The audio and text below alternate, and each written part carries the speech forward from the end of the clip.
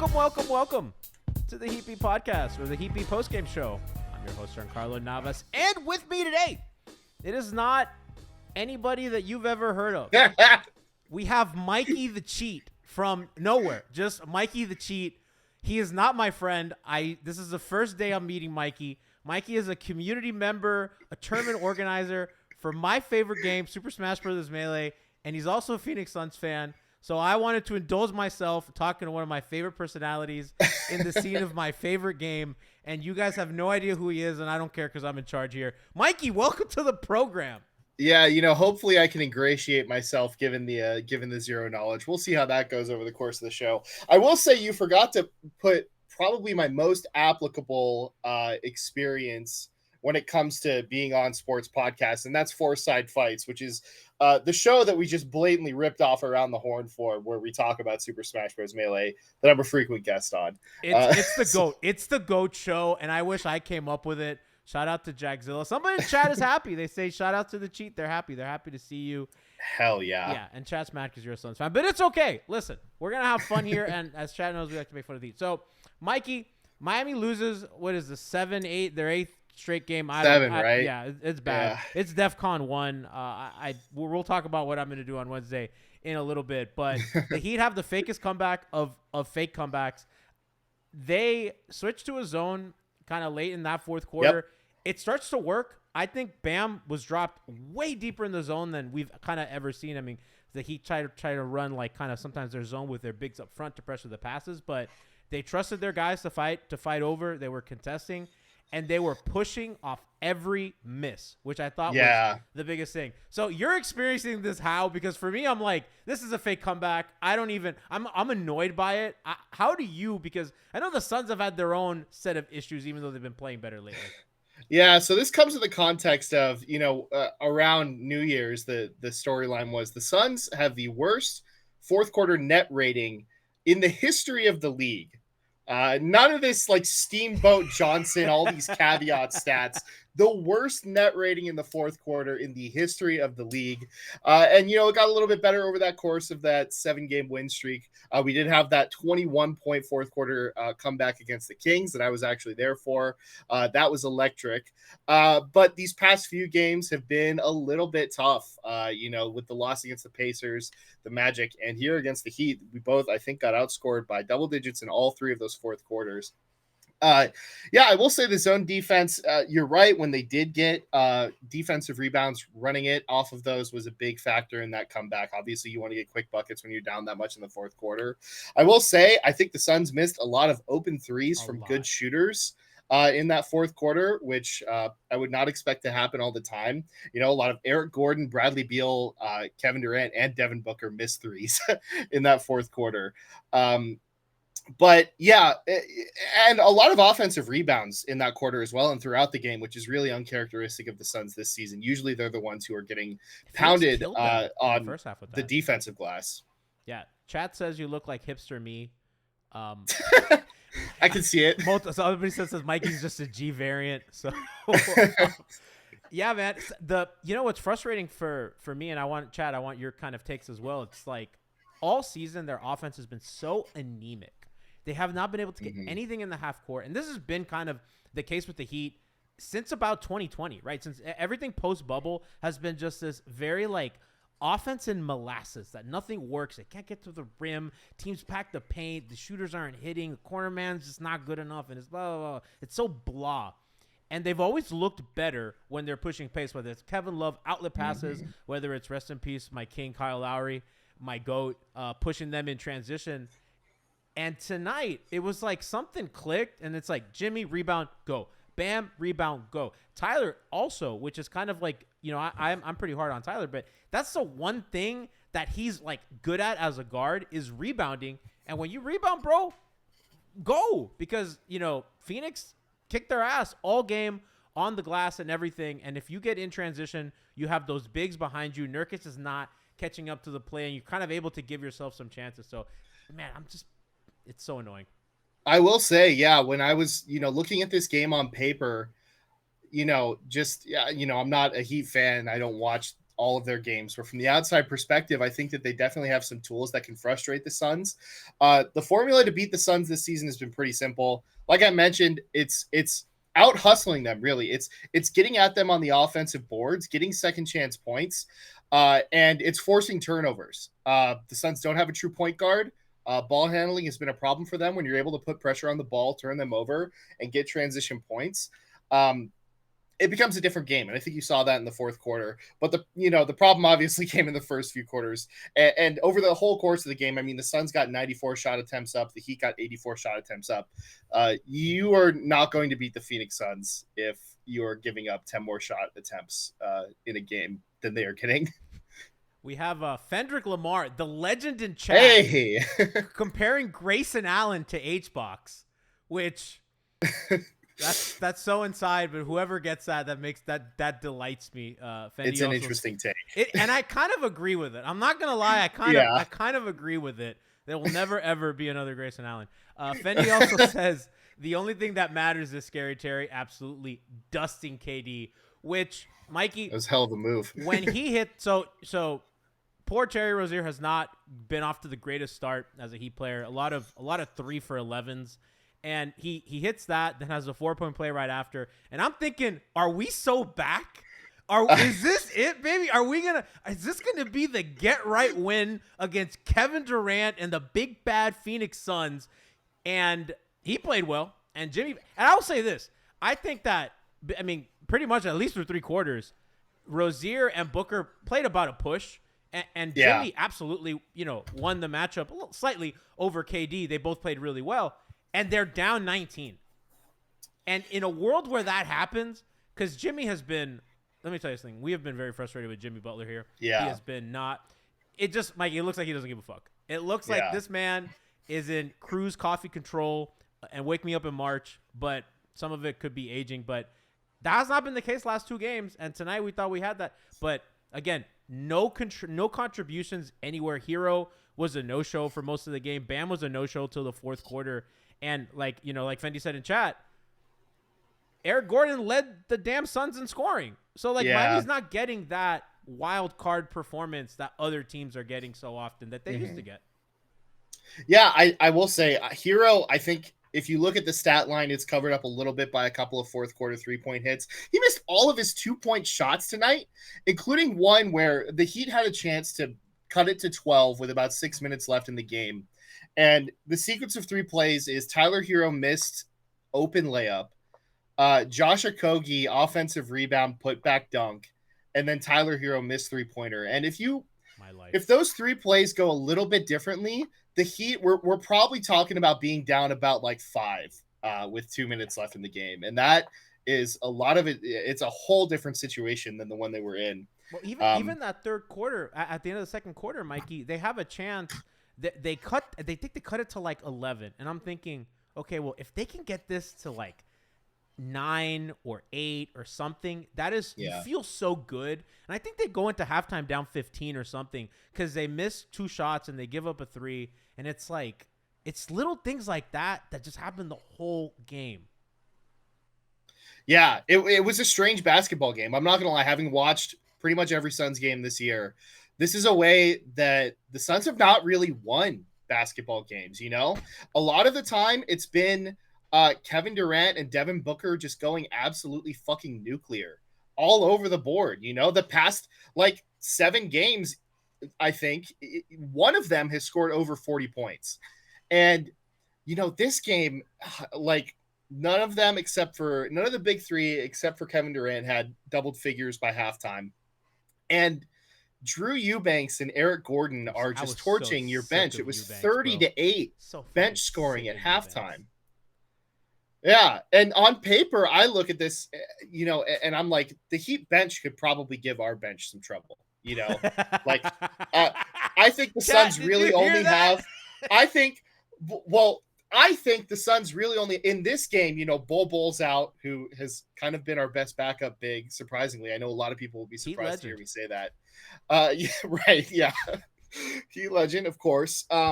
We really only have 6 good players, 6 good rotation pieces. That many coming into What's this game. What's that like? Yeah, right.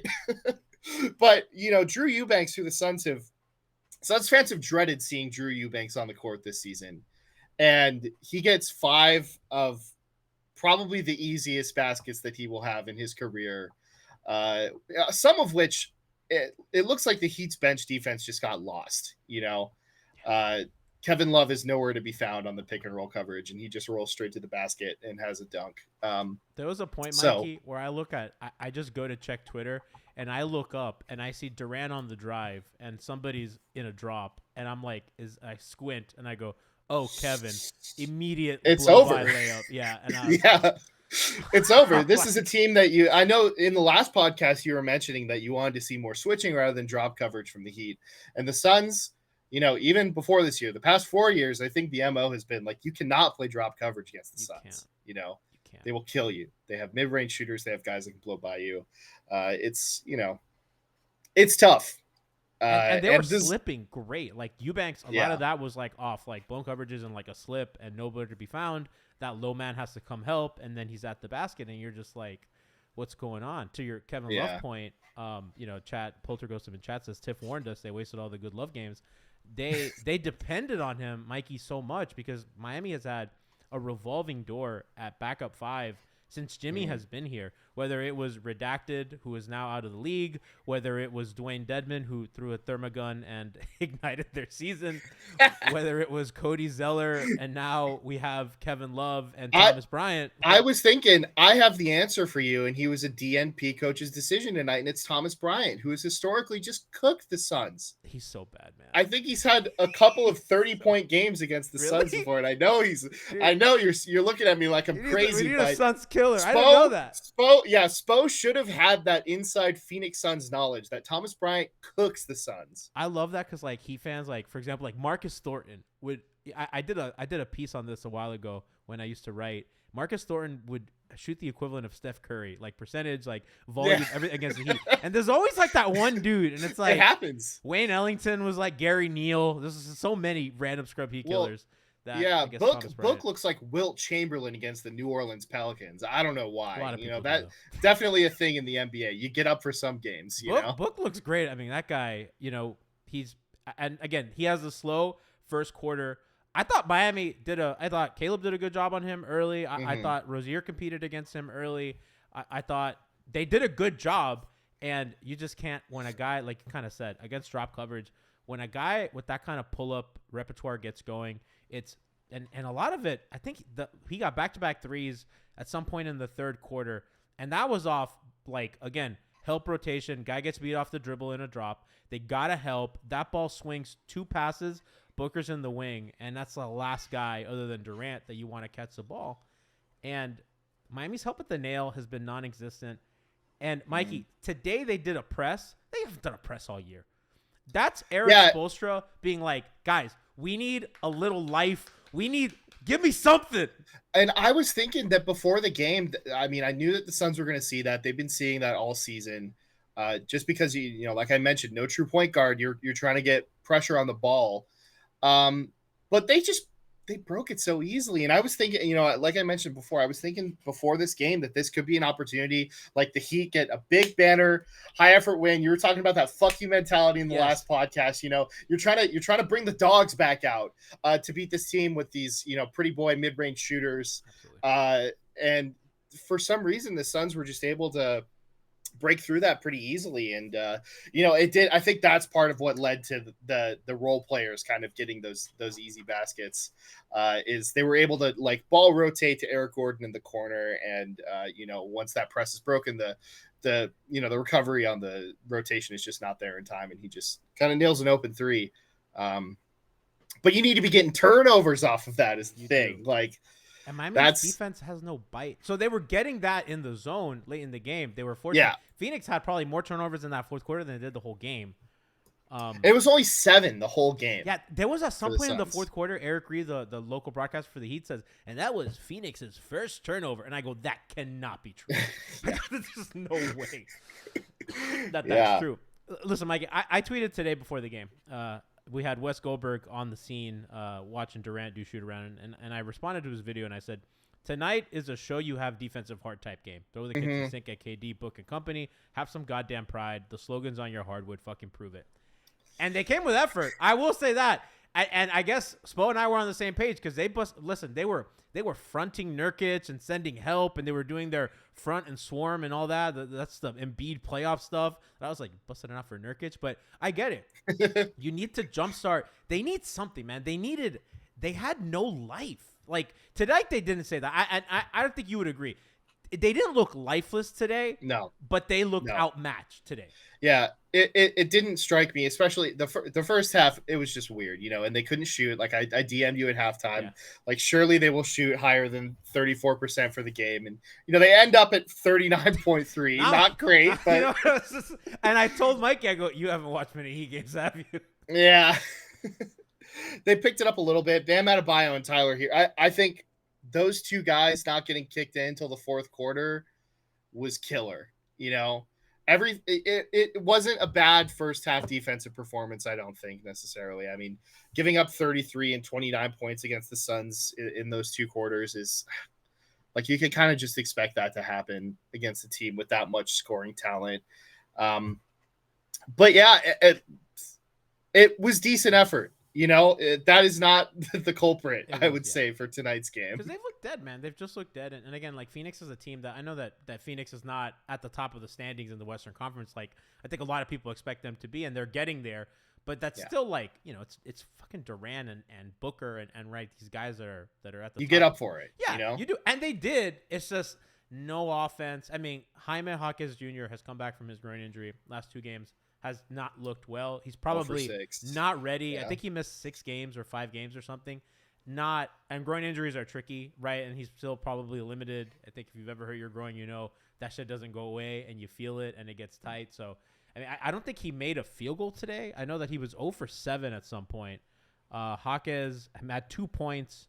He was 2 points, 0 for 6. So, yeah, not a banner night for him. Didn't do much else. 3 rebounds and an assist. And he's the guy, Mikey, that kind of gives Miami a little bit of life in the half court. But, I mean, I think Phoenix put a lot of size on him, and that really bothered him.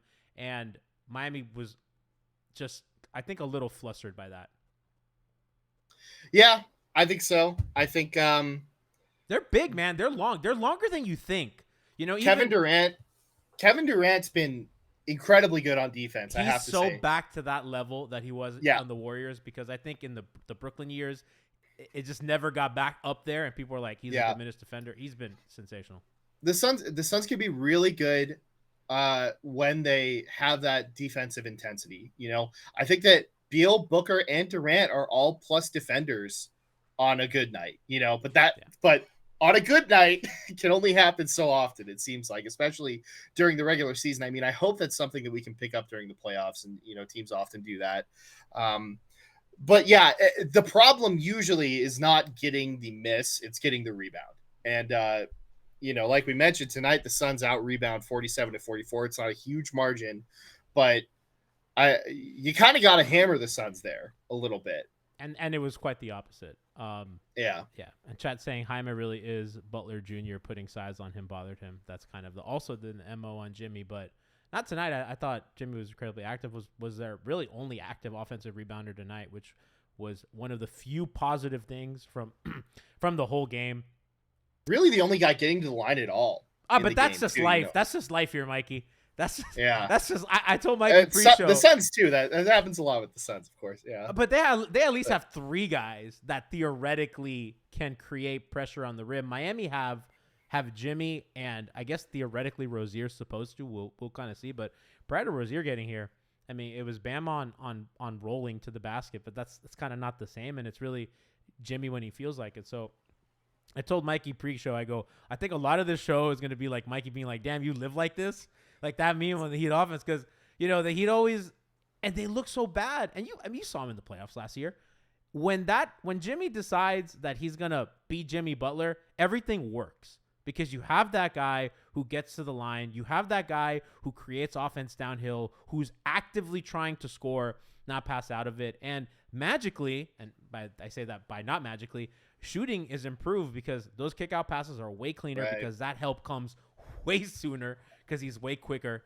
And it's frustrating because they did waste the good Butler game. And I kind of feel like he senses the moment a little bit that the season's kind of going out of control. And it kind of is. I mean, they have Sacramento on Wednesday. That's a team Tough. I mean, they run, they play fast, and this team does not like to play fast, although they probably should.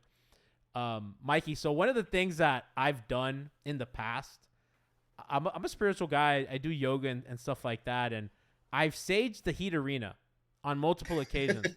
One time, it got us to Game 7 of the conference finals after Jimmy Butler and Spo wanted to kill each other. I don't know if you remember. There was an altercation on the court. Udonis Haslem had to, and it worked, and the vibes were fixed. And it's happened a couple times, and it's worked. I think that usually is like a late regular season playoff thing. Twitter has been begging me to do it.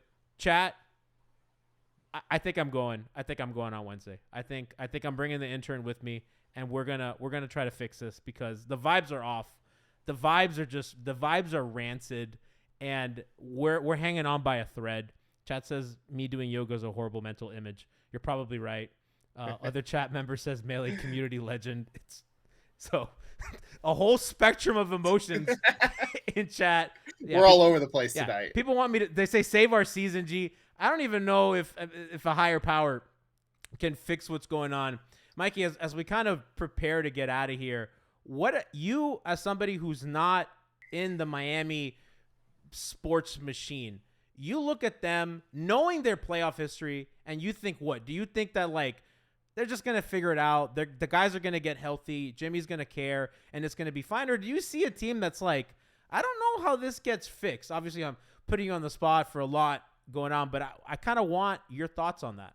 Yeah, I'm not really like a Heat cap expert or anything, but do you think that there's going to be another big move or anything, or was the Rozier trade kind of your adjustment? Because that looked like the big one. Because Hero's a contract to move, but I don't see them moving him midseason from what I've heard and the little reporting I've done, and likely it's what does Caleb and a pick get you?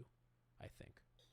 Yeah, I mean the good news is that really, it's not going to take a whole lot to sort of right the ship and at least get into the top 6 seeds, or at least, you're going to be in the play-in for sure, which is, a spot that you can make a deep playoff run in, as we know. But I don't really subscribe to, being able to just turn it on during the postseason, especially not if it's something that you're trying to do year over year, like I'm not betting on black again once I've already hit that, so to speak, with a sort of a. I agree, by the way. And yeah, I you just cannot expect a man to continue to work. I like your analogy because it's a gamble. You're betting on. I hit black. I got rich, and you're gonna like fuck it. We ball. Especially because I think that the Celtics are obviously going to be super tough if you run into them. I don't know. Maybe you're counting on a Doc Rivers playoff meltdown again. Hell yeah, brother! Go up against the Heat in the first, or rather the Bucks in the first round. I mean, maybe that's a little bit of a silver lining there, but I think that busting beyond like the 6th seed is probably going to be a tough ask at this point. And if you don't do that, you're facing down, Embiid in the Sixers or the Bucks or the Celtics. And I think those are all kind of tough asks. Yeah. We saw how that Celtics Heat game went, and even in those seasons where the Heat have historically been kind of like a lower seed going into the playoffs, the meme is always that they're giving these Eastern Conference playoff teams really tough times in the regular season, despite their record not being super good, right? At least that's what I've seen from the outside. Chat says we're the opposite of the Cowboys. Kind of true. Yeah, I can see that for sure. But I don't know. What's your take? How are you feeling at this moment? I think that they have greater systematic issues than just kind of their shooting and their Jimmy not caring. I mean, I think their defense is so biteless. And again, they found a little something with the zone, but that's not the solution you want. You want it to be in man. You want it to be switching with your scheme, not something you kind of Hail Mary at the end of a game that was really over, right? And I don't know how much you can take from that. Maybe you can build on some of that, like the pushing pace and stuff. But, Mikey, they can't score and they can't defend. And at least when they defend, that's their identity, and that's been their identity for the entirety of Eric Spoelstra's tenure. And if you cannot depend on your defense to win you games, your offense is not going to do that. Even if Jimmy explodes, if you're giving up 130 to the Celtics, your offense is never going to have that much firepower to do that. And that's kind of where we are, where tomorrow we're having Nekias Duncan on to talk about kind of how we feel about them. And we're going to get into some of the hero fit versus Duncan in the starting lineup and a lot of other things. But, Mikey, I don't feel great. I have not felt great. Yeah. I said, even when they were on their winning streak earlier this year, I said, this team's worse than last year. And last year sucked. Last year was awful because that team was rancid last year. The vibes were awful. And, they make a trade, which, listen, Rozier's going to help them in the long run. And he was the right move for their salary cap. And I know that Lowry didn't have a lot less. I do think that Rozier gives him less playoff equity than Kyle does, because Kyle is a guy that, he'll make a lot of plays on defense. And I still thought he was a plus defender, even though chat's going to get really mad at because they were all so sick of him. So it's a complicated question. I don't feel great about them. I won't doubt Eric Spoelstra and Jimmy Butler, but I do think that at some point the magic has to run out and the clock will strike midnight eventually. And I just fear that that's sooner rather than later. That's sad. Same, bro. Same. Listen, I think the Heat are a far less odious option than the Celtics or the Bucks or the Sixers to be, winning the Eastern Conference as they did last year. So, it's like, that's a bummer to me. and last year they make the finals. They had no business being there. They get matched up against Denver. Jimmy's on a bad ankle. It's like watching the Mango Losers run fall apart to Hbox in grand finals. It's grand finals of Genesis 4 against Armada. No, that's exactly what it is. And you're just watching it, and you want so badly for it to work, but deep down inside, this is a fucking bust. It was magic, and then it was over. You had the plot armor and everything, and then just So that's really it. Chat doesn't know what that means, but that makes me very happy to make that joke with Mikey. And I want to thank Mikey for taking the time to join the circus of our show. I really appreciate it. And like I said, I've talked a lot on this show. I love Melee, and thank you for making our community safe with all the stuff that's happening right now. I know that you do a lot behind the scenes to make sure that people are feeling safe in our community, and all the great stuff you do as a tournament organizer, as a personality on my favorite show, Foresight Fights. It is the GOAT. So you are the best. Thank you for joining us and talking little hoops with us, because hopefully I want to have more Melee people on to do this, because it makes me very happy, and I'm the boss, and I'm allowed to be happy. Yeah, thank you so much for having me. It's always fun to talk ball. So, chat, we have Nekias tomorrow if he remembers and answers my texts. And then we have Siobhan hosting on Wednesday against the Sacramento Kings postgame show. I will be in a volleyball tournament. So, enjoy Bon. Enjoy me and Nekias tomorrow around 7 p.m. here on twitch.tv/MyMHB. Shout out to Blue Wire for being the best goddamn pod network in the world. And we'll see you tomorrow.